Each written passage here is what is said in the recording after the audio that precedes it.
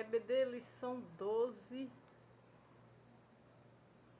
22 de dezembro de 2024. A promessa de vida abundante.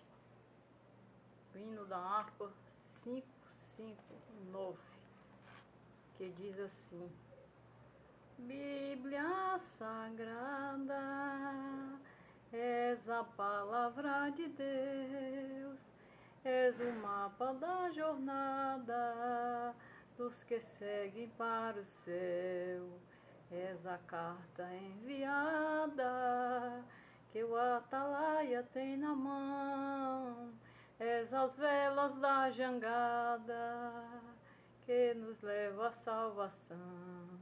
Livro de amor, livro que nos dá poder no Salvador, no Espírito e no saber.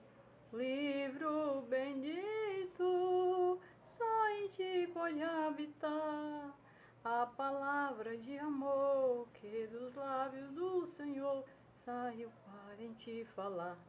Bíblia Sagrada, és o livro de fulgor, és a joia rejeitada pelo vituperador, és o livro para a senda contra o horror da corrupção, és o livro que nos manda fala desta salvação. Além do véu estás livre do Senhor, livro do céu que transforma o pecador, livro sagrado que registras com amor. São os que cantam o louvor, que registram com amor pela nossa salvação. Bíblia Sagrada, és a luz do meu Brasil, és a lança e a espada deste povo varonil, és dos dedos o brilhante, do jardim a linda flor, és a luz mais radiante que nos mostra o Salvador. Tu vens de Deus, livro santo de Jesus, dos altos céus, revelaste a nós na cruz, livro que fala do poder do Salvador, livro que nos revelou como Deus a nós amou, és o nosso Redentor.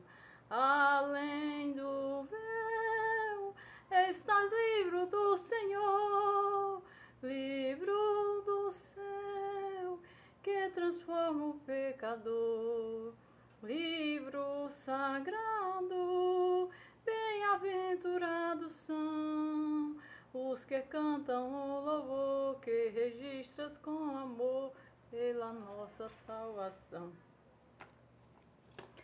EBD, lição 12, o título da lição é A Promessa de Vida Abundante. Essa revista traz como tema as promessas de Deus. E as promessas de Deus é a coisa mais poderosa e preciosa sobre a vida. A Bíblia Sagrada, este hino que eu louvei, registra o quanto é poderosa as promessas de Deus e importantes, eternas e, para quem não crê, perigosas, porque tornam-se trágicas para quem não crê. O presente momento não pode parecer que nada vale, mas com o tempo a resposta vem. E é muito dura a resposta de Deus, porque a Bíblia diz, e a verdade é, que esse mundo todo já está julgado. Então, ele está julgado pelo sacrifício de Jesus Cristo, que foi o seu Filho, que veio ao mundo, e pelo juízo do pecado. O pecado foi algo que Deus não pôde reaver o homem. Ele pôde fazer o plano e escrever o livro montar a história como eu louvei a Deus com o livro, montar a história da Bíblia Sagrada para restaurar o caráter do homem e ele poder encontrar Deus e refazer nele a alma, que é a posição mais forte da vida do homem. Ele encontrar a sua alma e refazê-la diante de Deus para poder voltar para Deus. Foi o que Deus pôde fazer em cima da tragédia do pecado. Quem quiser saber o que é o pecado, pense no princípio de todas as coisas. E em segundo plano, o dilúvio. Então a lição vai tratar hoje que em cima do pecado, em cima dessa tragédia de condenação que é o pecado, vem a voz de Deus, que é a palavra, a Bíblia. E aí vem as promessas. E a lição trata de todas as promessas para a vida do homem. E hoje vai tratar da provisão na vida abundante. Qual é a promessa para a vida abundante dessa palavra, né? Nós já lemos o versículo passado, a lição passada falou da promessa de provisão. Provisão para a formação da alma do homem em Deus. A provisão vem a partir de que ele tenha comunhão, e essa provisão de se formar, nascer em Deus. E agora a da vida abundante, diz assim no textual: eu sou a porta, se alguém entrar por mim, salvar-se-á, entrará e sairá, e achará pastagem. O ladrão não vem senão a roubar, a matar e a destruir. Eu vim para que tenha vida e a tenha com abundância. Por que Cristo usou o ladrão? Porque Deus, para nós, Deus, ele vem como uma surpresa, como algo que não se espera. Mas no contrário do ladrão, o ladrão ele vem para matar e destruir. Jesus Cristo vem para dar vida e vida em abundância. Porque quem encontra a palavra de Deus e a verdade da porta, que é Cristo Jesus, e a Deus se converte, encontra algo, meus amados irmãos, que não está expresso na vitrine, está em oculto. Pelo o mistério da vida abundante que há em Deus, na verdade dele e na palavra, é que nós temos o conhecimento de como tratar essas palavras que o mestre falou. Por que ele falou com o ladrão? Porque o seu adversário é um ladrão. Ele roubou o homem das mãos de Deus, porque a obra não era de Deus, a autoria não era Deus. Então quem roubou foi o ladrão. O ladrão que derrubou o casal. Ele fez a obra e expôs o que fez. Então ele sabia, a obra sabia quem era o autor. E ele sabia que o ladrão ia tentar. E o ladrão foi lá, tentou e roubou. Então quando ele se refere ao ladrão assim, ele se refere que quando o ladrão rouba, todo mundo fica do lado do ladrão. E a natureza hoje é o ladrão. A natureza é ladra. Então o que acontece? Ele vem e usa justamente, faz a comparação em cima dessa personalidade do seu inimigo. Mas o ladrão nessa passagem nada mais é do que o inimigo que roubou a conduta do homem. Então para refazer, ele só vai conseguir ter uma vida abundante se ele conhecer Jesus. E para refazer em Deus e conhecer a abundância da vida eterna, é só se encontrar a porta. Porque no momento ele está no redil do ladrão, ele está cego e perdido, como falam, né? Perdido no tiroteio. Então quando dá a premiação de encontrar a porta, encontra a vida abundante. Né? Porque é como ele diz, quem perder a sua vida, salvar-se-á e encontrará pastagem. E quem ganhar a sua vida por amor de mim, né? E quem não renunciar, viva como quiser. Então isso já está em João 9:10. A verdade prática, é que Senhor Jesus tem uma promessa de vida abundante, para que se relacione com Ele de maneira plena. Ninguém vai acreditar hoje, se nós pregarmos a verdade e falarmos da vida abundante do Senhor, ninguém vai acreditar que em Deus, na palavra, na vida da renúncia tem vida. Então ninguém pode nem parar para viver a vida da palavra, porque a vida da palavra é renúncia. Então é aí que está a vida abundante. Você só encontra se for realmente salvo. Só tem capacidade de encontrar essa vida realmente, se realmente for salvo por Ele. E adquirir a consciência, a conduta, a chamada. Muita coisa precisa ser adquirida para ter essa vida abundante. Mas Ele tem a promessa da vida abundante. E só quem é salvo por Ele sabe o quanto Ele abunda mais na vida do que o presente século e a natureza. A leitura bíblica em classe está em João 10, do 7 ao 8, que diz assim: tornou, pois, Jesus a dizer-lhes, em verdade. Quando ele ia falar, ele falava sempre na verdade. Então ele dizia assim: em verdade vos digo que eu sou a porta das ovelhas. Então aqui ele usa a parábola do pastor e da ovelha, no meio do redil do ladrão. Então ele já se coloca como a porta. E ao que o encontra? Ovelha. Então ele já leva para essa parábola, diferenciando do que estava presente aos seus olhos. Aí ele diz assim: todos quanto vierem antes de mim são ladrões e salteadores. Pronto, ele tem como os que vieram antes dele, ladrão e salteador, aquele que veio falando falsamente, o falso profeta. Então, os que antecederam a verdade, que não era por ele, era contra ele. E ele os tratou assim. Mas as ovelhas não os ouviram. Todos aqueles que ouviram são ovelhas. E todos aqueles que ouviram o mal e que praticaram, obedeceram aos ladrões e aos salteadores, não são ovelhas. Ovelha escuta o pastor, se converte e segue. Eu sou a porta. Se alguém entrar por mim, salvar-se-á. Entrará, sairá e achará pastagem, que é a vida abundante. Então ele mesmo diz: eu sou a porta. Eu acho que uma porta, nós sabemos que uma porta, ela está exposta em um lugar fechado, e o nome desse lugar é vida. Então nós estamos na vida, essa vida está fechada, mas ela tem uma porta para passar de uma vida abundante. Então essa porta é Deus. Então ele explica tudo assim, levando para uma interpretação de racional mais adulto, maior, um racional mais alto. Então ele leva o homem para algo mais secreto. Ou seja, dizendo melhor, ele secreta bastante a mensagem para que quando o homem só encontre, ele realmente esteja convicto e salvo por ele.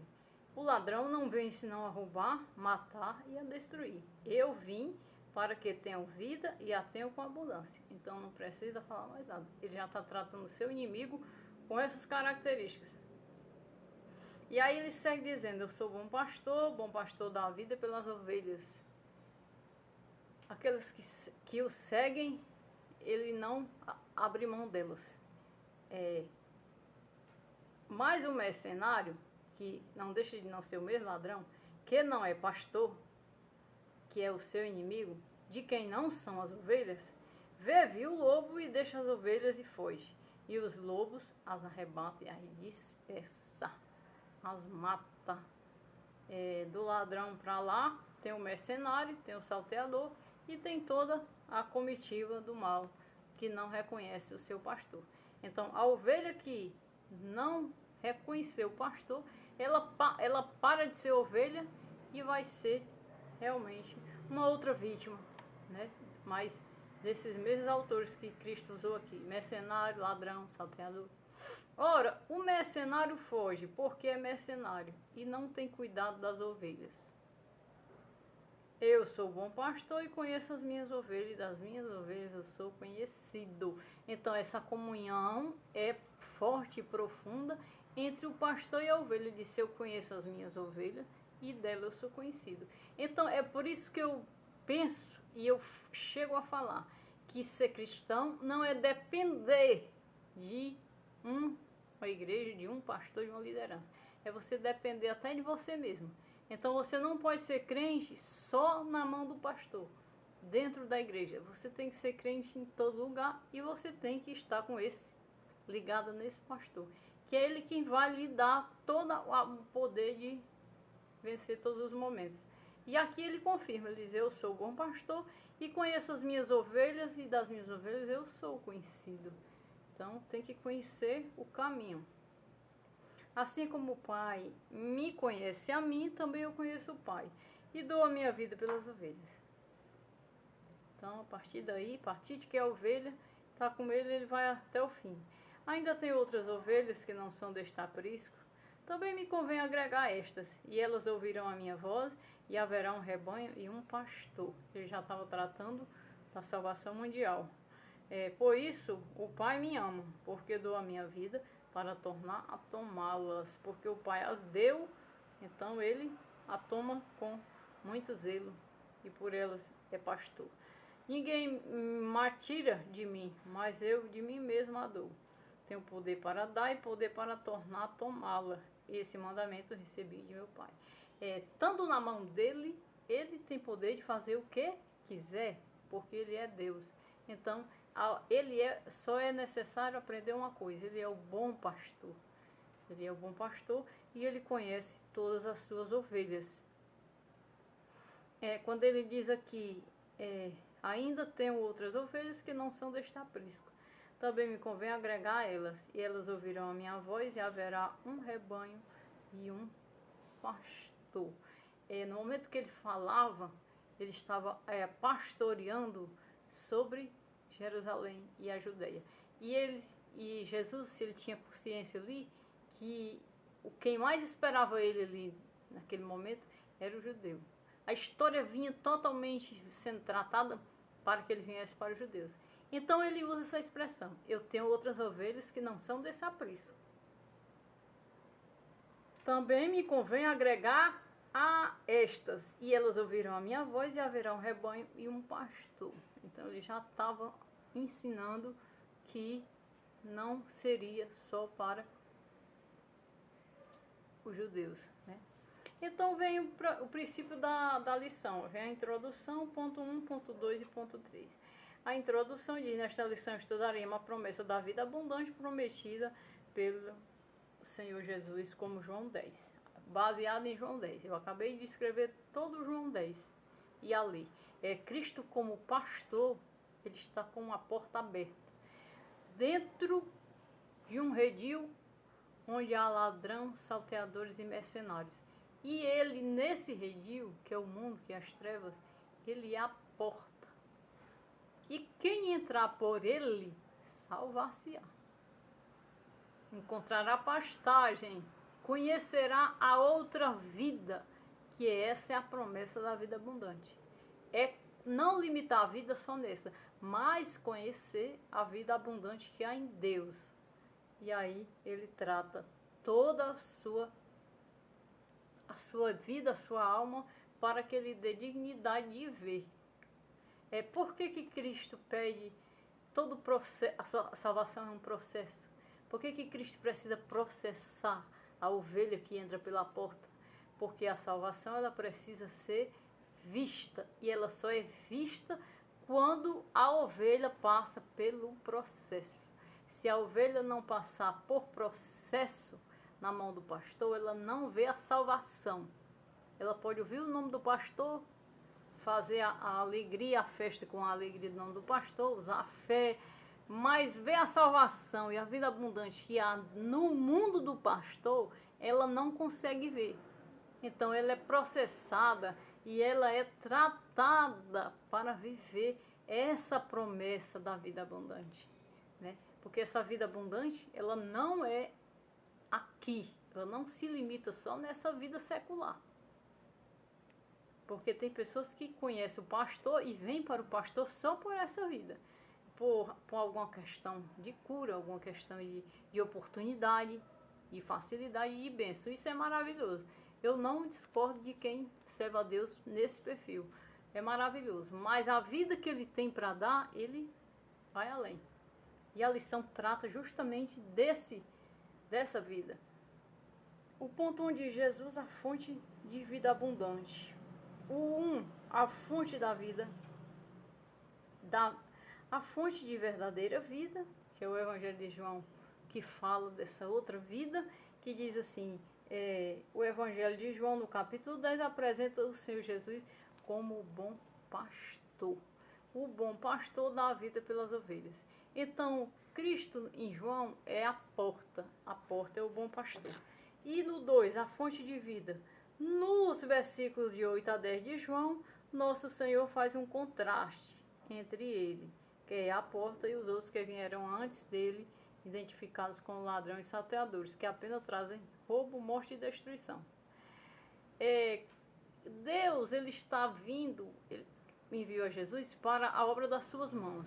Mas a obra das suas mãos já tinha antecessores, que é o pecado, que é a carne, que é o maligno. Então, por que não é fácil achar a porta? Por causa desses inimigos. Esses inimigos, eles bloqueiam a passagem da ovelha para a porta e o reconhecimento da ovelha no pastor. Qual será o pastor e a verdade? Né? Então, os inimigos, os ladrões e os salteadores, eles bloqueiam as pessoas de acessarem e chegarem nessa porta e conhecer o bom pastor. Primeira coisa, que ele é bom pastor, ele não mente, ele não rouba, ele não engana, ele fala a verdade, embora seja duro. Não é fácil chegar na vida abundante e nessa porta entrar, mas ele não negou nem um minuto que seria maravilha. Ele disse: no mundo tereis aflições, mas tem de bom ânimo, porque eu venci o mundo, e onde eu estiver, vocês estarão comigo, quem vencer comigo. Então ele é a escolha certa, ele é a escolha perfeita de Deus para nós, porque no contrário veio trazer vida no lugar da morte e a vida abundante. Uma vida que após a morte não se sabe o destino, para Deus e para a palavra de Deus, é uma vida condenável. Não é vida. A vida abundante é aquela que você sabe que a sua vida vai além da morte, que a sua vida vai transpor as fronteiras da eternidade, porque você já se eterniza com o Criador, que é o terceiro dia ressuscitou. Deixou claro em palavras, em ressurreição, e em ser morto, ressuscitou. Então, essa vida é a vida abundante. A fonte do amor, no versículo 11, o Senhor Jesus menciona novamente a imagem do bom pastor, que deu a sua vida pelas ovelhas, além de proteger e cuidar. O versículo 11 diz assim: eu sou o bom pastor dá a vida pelas ovelhas.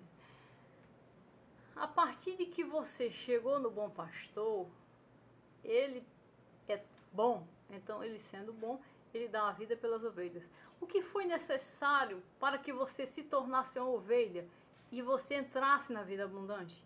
Foi a morte do pastor, foi o sangue do pastor, porque Deus, o contato com Deus era o holocausto. Aí entra a história do judeu, entra a história de Israel, entra o rebanho pela qual ele estava ensinando.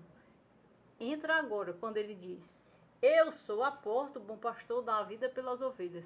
Para que a ovelha fosse ovelha do redil que ele estava, a partir dele, e do próximo redil, como ele disse, ainda tem outras ovelhas que não são desse redil, para ela se tornar ovelha e entrar por ele, que era a porta, teria que haver holocausto, derramamento de sangue, cordeiro. E o cordeiro foi o bom pastor. Então, ele tendo nos gerado, ele mesmo deu a vida por nós. Então, essa unidade, essa nascente está nele. Porque ele não foi matado injustamente. Ele foi matado para nos justificar. Então, o sangue do seu corpo nos dá nele a vida dele. Então, vivo, quando Paulo disse, vivo não mais eu, mas Cristo vive em mim.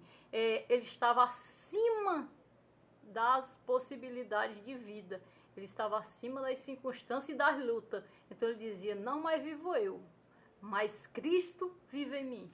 Porque Cristo deu a vida e morreu por ele. É como a salvação de João Batista. Ele deu a vida por todos nós. Ele veio e foi batizado.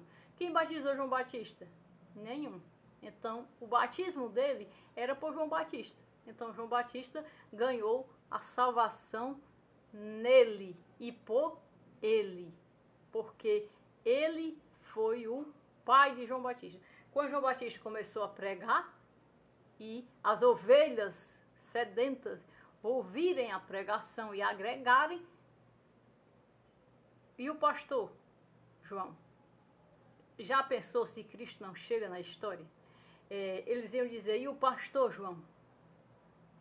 Como é? De quem você está falando? Por que você está falando assim?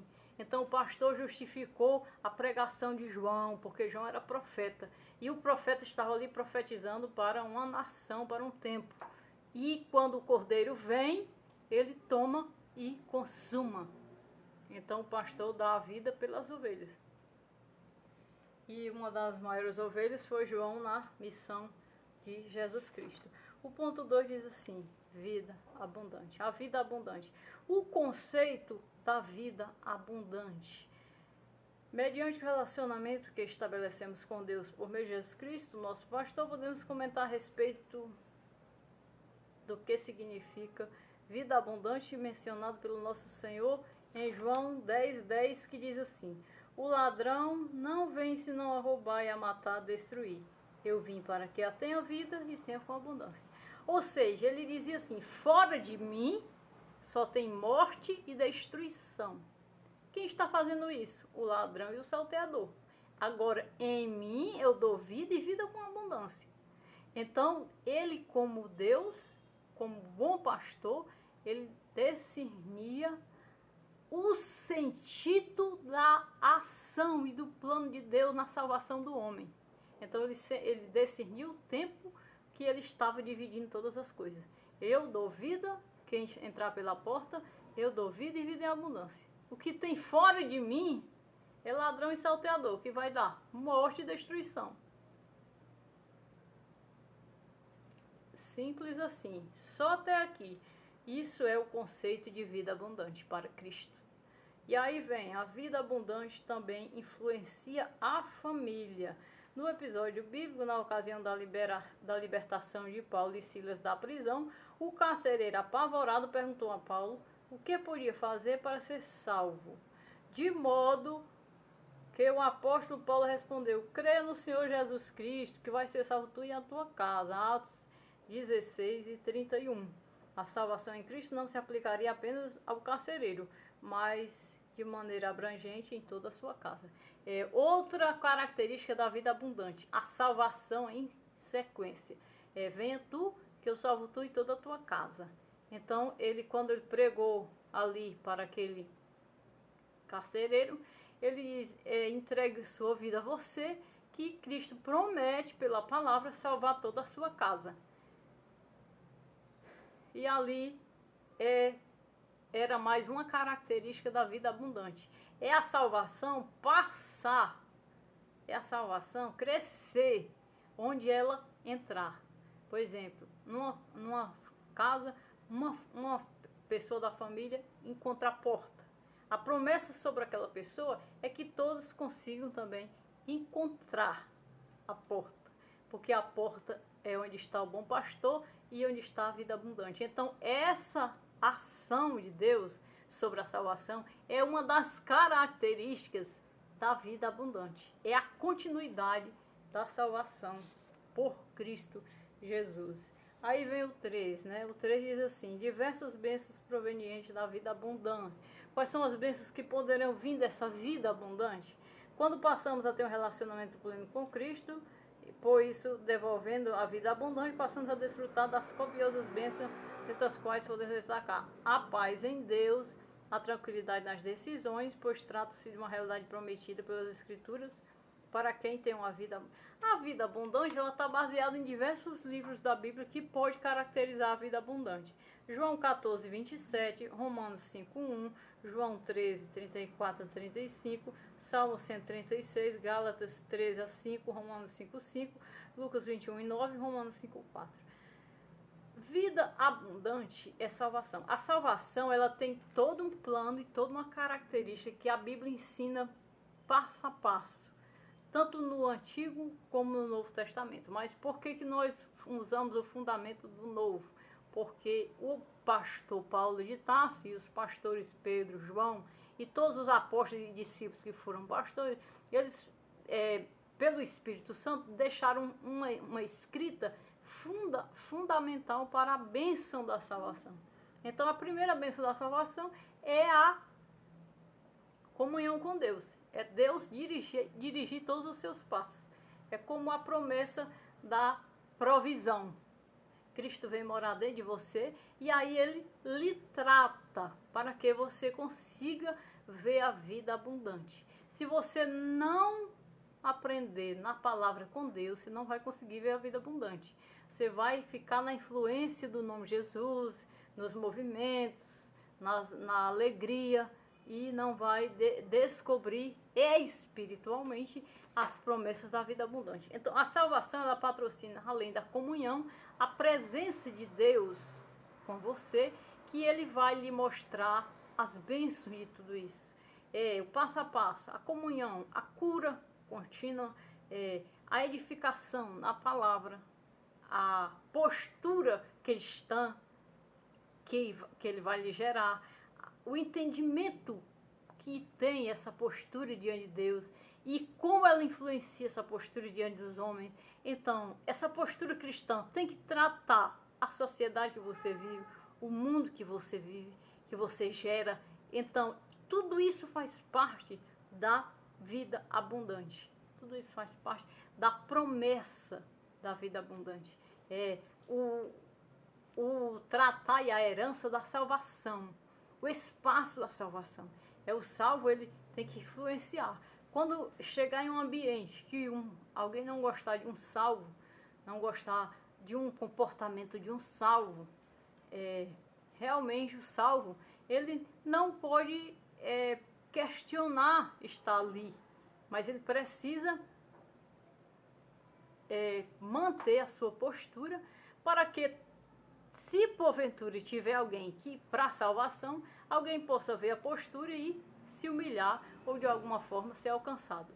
Mas a bênção da vida abundante está com ele. Por mais que a pessoa discuta, que não aceite, que não concorda com a postura cristã, ele não vai ter êxito contra. Porque se ele estiver com o pastor e ele estiver bem edificado com o pastor, ele não vai sofrer nenhum dano. O dano fica para quem recusa, para quem rejeita. Porque todos os males presentes estão na natureza do homem. O homem, ele consegue a vida abundante quando a natureza dele se quebra, desaba, e ele reconhece que Deus é a salvação e o caminho da salvação por Jesus Cristo, e ele consegue encontrar a vida abundante. Às vezes de uma pessoa super ignorante. Paulo era um homem impossível ser salvo por Cristo Jesus e ter a vida abundante. E Cristo fez milagrosamente. Então, é milagre a salvação em uma pessoa de ignorante, uma pessoa de dura servil. Então, a bênção é realmente a expansão da comunhão para a vida abundante com Deus. O ponto 3 diz assim: o que identifica a vida abundante? Como que a vida abundante é identificada? A alegria é uma das identificações da vida abundante. A pessoa é feliz porque ele tem a vida abundante. E essa virtude mostra que estamos bem, em paz e cheios de vigor. Isso é vida abundante. Vida abundante é comunhão. O apóstolo Paulo escreveu aos Tessalonicenses exortando: regozijai-vos sempre. A alegria contínua sem dependência é uma das identificação da vida abundante de Deus.